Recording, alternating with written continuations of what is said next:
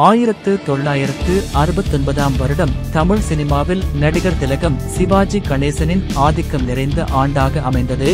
அவர் அந்த ஆண்டு மட்டும் 9 படங்களில் நடித்து தனது நடிப்பு திறமையை வெளிப்படுத்தியுள்ளார். சிவாஜி அந்த ஆண்டு மட்டும் பல்வேறு இயக்குநர்களுடன் இணைந்து பணியாற்றியுள்ளார். இதன் மூலம் அவர் தனது நடிப்பு திறனை வெவ்வேறு பாணிகளில் வெளிப்படுத்தியுள்ளார். அந்த ஆண்டு வெளியான படங்களில் அவர் நகைச்சுவை, கதாநாயகன், வில்லன் என பல்வேறு கதாபாத்திரங்களில் நடித்துள்ளார். குறிப்பாக தெய்வமகன் படத்தில் 3 வேடங்களில் நடித்து அசத்தியுள்ளார்.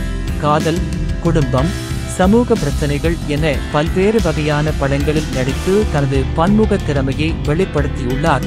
சிவந்த மண் படம் முதன்முறையாக வெளிநாட்டில் எடுக்கப்பட்ட சிவாஜி படமாகும். தெய்வமகன் 3 வேடங்களில் நடித்த படம். நிறைகுடம் முக்தா பிலிம்ஸில் நடித்த முதல் படம்.